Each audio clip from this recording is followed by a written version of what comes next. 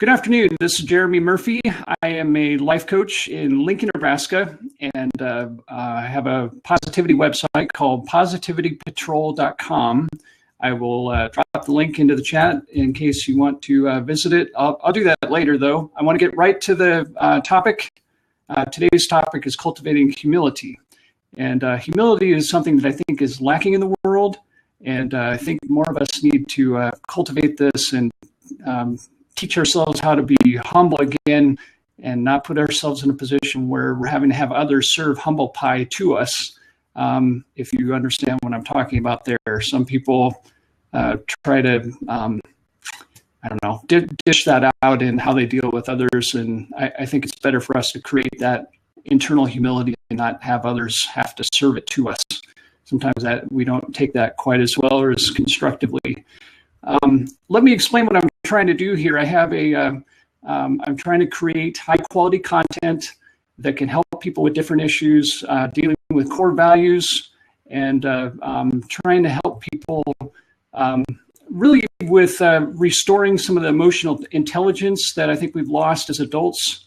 I think sometimes children have topics like humility, and some children are better at humility than a lot of us adults are, for example.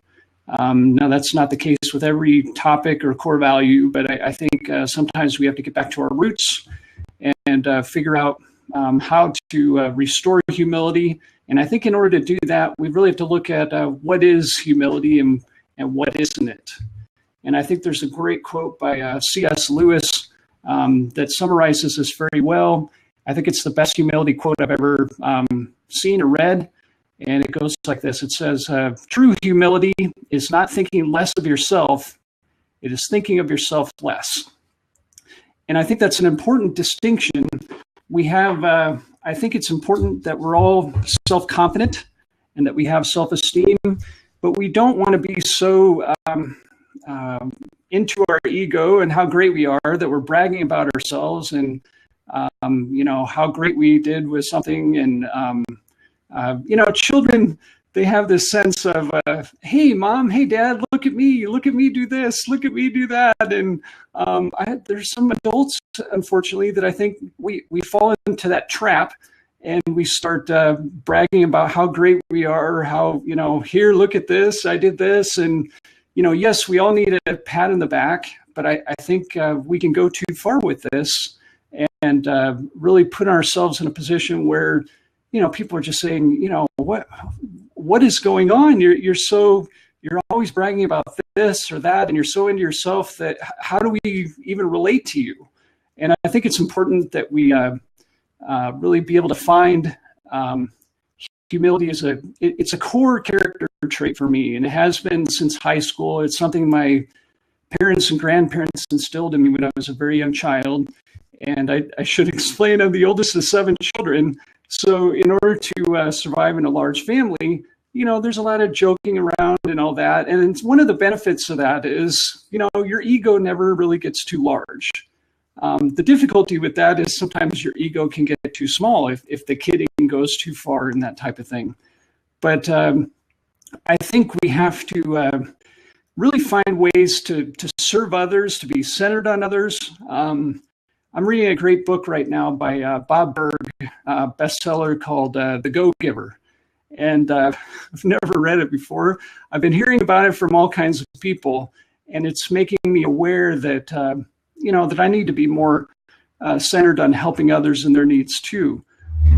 I think, sometimes people, we can pretend to be humble, and we can take it too far. We can say, well, you're trying to give me a compliment, but I can't accept it. And so I'm going to be self-deprecating to myself. And, I'm not talking about humility where you reach a point of self-criticism that you're excessively hard on yourself and you start to send your self-esteem and self-confidence down the wrong path. I'm talking about being humble at your center, realizing we all have limits. We all have great gifts and strengths.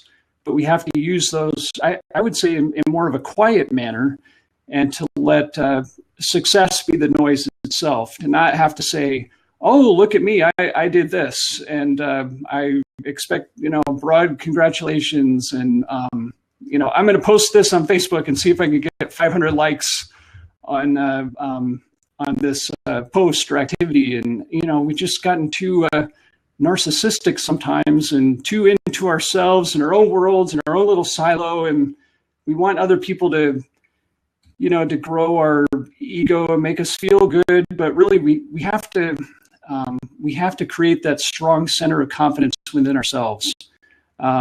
We can't rely entirely on others for that, because sometimes people may not be available to to provide those compliments or things when we need them.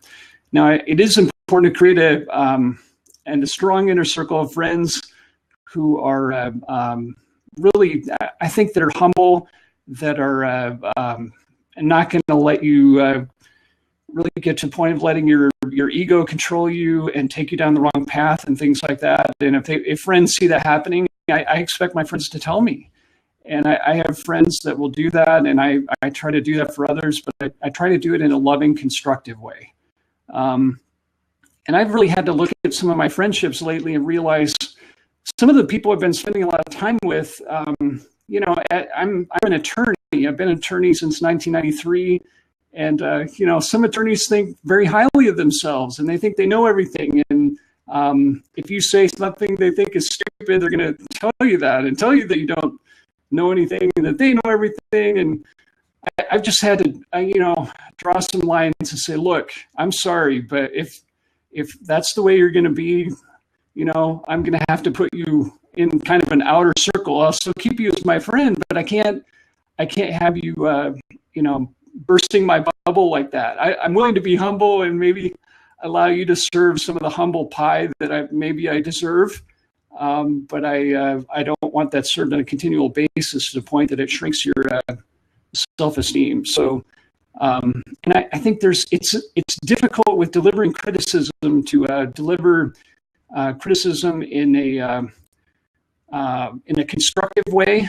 I've had criticism directed at me, both verbally and at former jobs, where you just don't know how to take it. You don't know if it's constructive or not. If the memo that you spent all this time on, if it's completely covered in red ink and slashes and interlineations, you just feel like, what? Why am I still working here? Should I be doing something else? Should I be doing something where I can help other people really connect with their inner core, with their heart and soul, and really to make humility a part of their daily life? And I think it's just something. I think it's something we all have to work at. But I don't think I even realized that I had this trait until there was a point in high school where my speech and drama coach pointed it out to me and started going through examples of how she thought I was being humble and, I guess offering me as an example for other kids. And I feel blessed to be chosen for that as an imperfect person, but it made me think about how important that trait is, and that it needs to be developed more, and that it's a strength, and it's a strength we can use to connect with others and connect with others in a meaningful way. I think, there's nothing saying that all of our friends have to be humble, but if we have that at our core, I think we can make stronger connections with each other and be able to really transform each other's lives in a positive way. My dad had a song he used to sing when we were young, and it comes to mind with this topic because the word humble is in it. And it also comes to mind because the word perfect is in it. And I'm a recovering perfectionist. And that's a difficult thing to juggle with humility. But I think, the thing I would say is, a lot of us, sometimes we think, oh, things are going so well. Oh, I'm perfect. And so we want to give the world the impression that we are perfect. And look, none of us are perfect. We're all imperfect. And In fact, to be honest, we're probably imperfectly perfect. We're probably close to perfect in some respects, but imperfect in others. And so if we blend the two, it's probably pretty close to the truth. But the song my dad used to sing, I won't sing the words. I'll just speak the words because I think it's important to this discussion, and I want to bring it into the table so we can consider it. But the song went like this. Oh Lord, it's hard to be humble when I'm perfect in every way. And if you think about it, if you're perfect in every way, there's no humility in your life at all. And so why do we want to be perfect? I would prefer to be humble, actually, because I think that puts you in a better position to be a servant leader in society, in our families, in our community, in our state, in our nation. And, now with the internet, we have global connections with people we've never met in person. But I think the positive traits and characteristics that we have, I think those translate, and I think we can spread those to the world by modeling those to others and teaching people how you can be humble, how you can, you're presented with decisions where you have to decide how you're going to portray something that went well in your life. And, you can brag about it every 5 minutes on social media, or you can choose to describe it in such a manner that it helps people improve their lives. It helps people transform their lives. And as someone who's decided that it's my life's work to help people transform their lives, their health, their nutrition, their running, through the coaching that I'm doing and the writing that I'm doing and the blogging that I'm doing, this is something I really want you to try to focus upon, reflect upon, and make a part of your daily routine. And to, I guess it's difficult. I think one of the things that are most difficult for humble people to do is to accept sincere compliments. Sometimes people compliment us for different things, and sometimes it's difficult to tell if they're being serious or not, or if it's a sincere compliment or an insincere compliment, or a compliment that's delivered with some sarcasm, and that gets into a whole other topic. I will have a discussion on sarcasm, and I'm still working on that. I'm concerned that may be too negative. So I try to. I'm a straight shooter. If I like something and I think it's good, I'm going to say so. I'm going to tell you honestly what I think. Take it or leave it. That's the way I am. And I think some people want us to tell them what they like to hear. And I believe that we should all compliment each other, but I believe those compliments should be genuine and sincere. And that makes it much easier for people who have humility to understand that it's a sincere compliment, and not to wonder and read between the lines and try to figure out, what did this person mean? It sounded like a half-handed compliment. And, sometimes we just overthink things. We have to really step back, think about who we are, why we're here, what our mission and purpose in life is. And I think, all of us have humble beginnings in different respects. I think, we all have different challenges that we have to work through, and we have moments where things go wrong.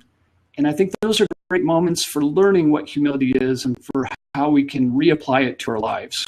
For myself, I know, losing my job a year ago, just over a year ago, was a difficult point where, I didn't know how to take that and everything. And I think it just helped me really appreciate the value of having work, of having adequate work to do. And, important people that needed my help in the world were not the people at the workplace where I formerly worked anymore. I just, some missions and purposes we have in life are permanent, are missions that may last the rest of our life. And some are transitory. Some are, missions that we may only be intended to have for a while, for a year or for 7 years, or, whatever length of time, I believe that God intends to have those purposes for us for different things. So I would encourage all of us to try to be humble, to try to spread humility, but to try to do it in such a way that we're not making less of ourselves, to really ponder the words of C.S. Lewis and understand that, just because we're humble doesn't mean that we can't be confident in a quiet manner. But I think I'm really of the school of thought that I think we should labor to produce success in such a way that, we let the success itself be the noise. And if people need our help in a transformational way and figuring out how to approach a life challenge or things like that, I'm available to anyone that wants to talk to me about, advice on that kind of thing. And that's where my life coaching practice is moving, is helping people through challenges, crossroads, difficult decisions, dealing with issues that may come up that they may not know how to handle. And one of them is this false pride that conflicts directly with humility.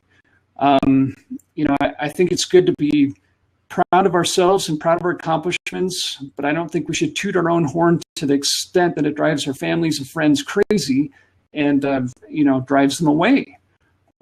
That's just not, that's not what I think is intended. On the other hand, I don't think we should, cut each other with all these sarcastic comments and everything. And, if you do that, then the humility does become a shrinking sort of humility that is, really C.S. Lewis was trying to identify. You don't want to have your, there should be a quiet confidence that's built on your core, your faith, if you will, and that should be something we're all operating from. And I think the humility that I'm talking about, it's other-centered, so it's centered on serving others. It's centered on asking how can I help you? Where are you? In what ways can we better communicate or collaborate or understand each other? Can you give me a better understanding of your perspective so I can better help you? And a lot of that comes down to communication. And a lot of communication comes down to listening. And I find that when we stop listening, we stop being humble. We become egotistical, proud, arrogant, mindless, just to the point of, we're saying things we don't even know what we're saying. We're just impulsively reacting to events instead of acting with more of a mindful, careful attitude and with compassion and love towards others. And I think it's when we get detached from that we start struggling with people thinking we're arrogant, egotistical, having a false sense of pride, when in fact that may not be the case. We're just not plugged, our humility cord has been unplugged from our heart and soul in some respect. And I think we all have moments where, when things are going great, we tend to be, edging closer to bragging about our achievements. And I don't think any of us should really be bragging about our achievements. I think others should be the ones, noticing what our achievements are, and we shouldn't have to state what they are. They should speak for themselves. They should be self-evident. Success should be self-evident. It shouldn't be something that we have to describe in such a way that we're creating this egotistical, prideful, arrogant type of persona that I don't think is helpful, productive, or positive. So this is kind of my sense of humility. This is what I think it means to me. I should explain, I've created the Positivity Patrol to try to unite people around the world with positivity at their core and really help us deal with things in a positive manner instead of looking at the negative side of everything and getting caught up in kind of a negative cycle that you feel like you can't break out of. But I think I'm going to drop the Positivity Patrol website over here if you're interested in more information.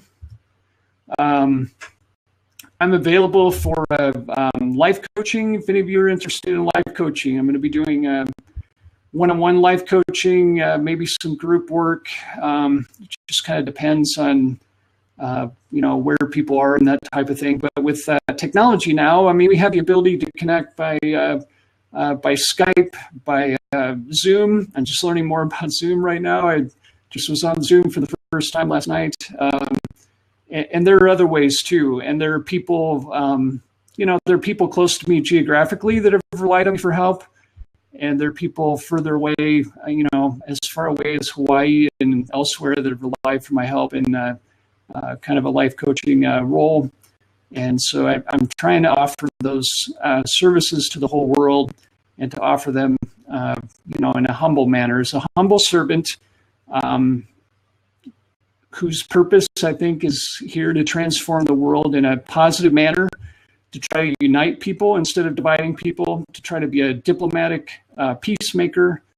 That's really what I see my role as at this point. So if you're looking for help with connecting to your heart and soul, making both of those more humble, and doing so in a transformational way that it will reverberate around the world, I'm here to help. I'm happy to talk to you at any time. I do intend to return to this topic in the future. I'm intending that this kind of be the initial discussion on the humility topic. And I think there are several layers and aspects of this that could be explored in the future. For example, the conflict between humility and a false sense of pride.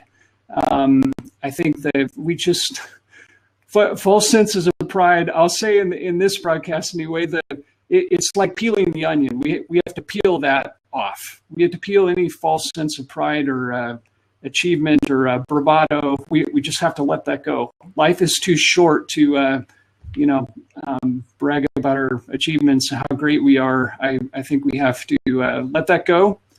I think we have to reach out to others, really put others' needs before ours. And I think that's, I haven't gotten too far into the Go-Giver book, but that's the impression that I get, that if your compass begins to be helping others instead of just worrying about yourself and our own needs, then we're all going to be in a better situation if we can be other-centered, compassion-centered, working from our heart and soul, and not really caring what people think about who we are or what we're here to do. We all have to come up with that information ourselves with consultation with our families. I believe we have to do that in consultation with our Creator also.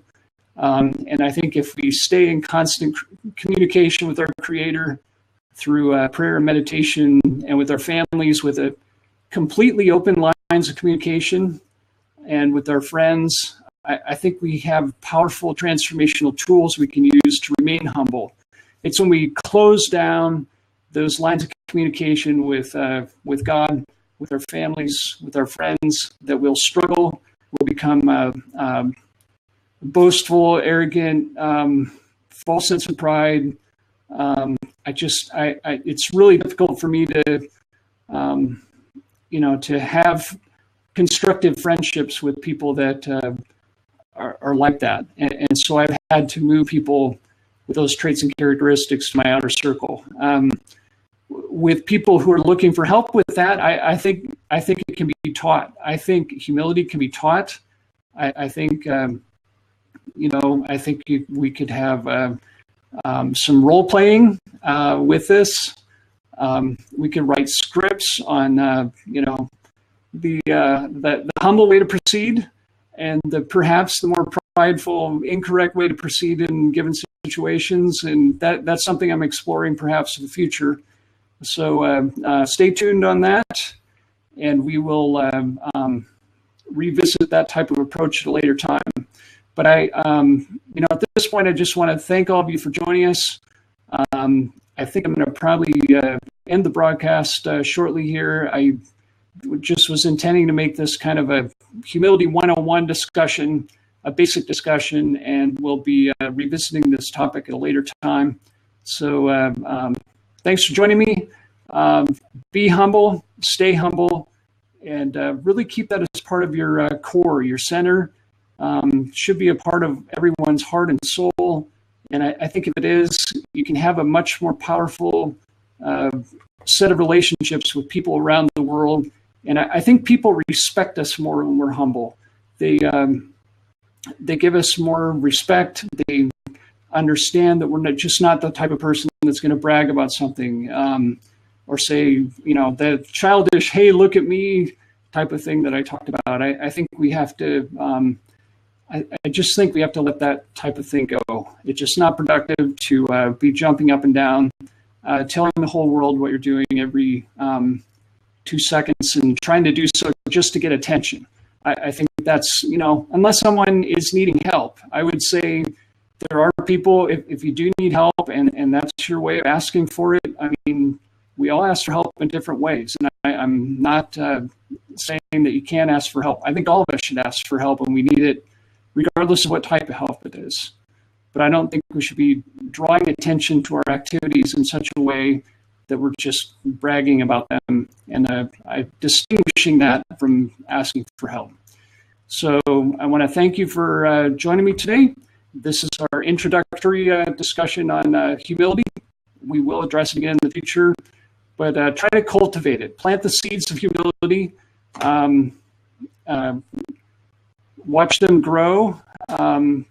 Cultivate them, and I think when you found that you've really planted the seeds of humility inside your heart and soul, I think you'll see a personal growth and development that may really amaze you. It just makes it so much easier to deal with others. They respect us more. It makes for stronger relationships.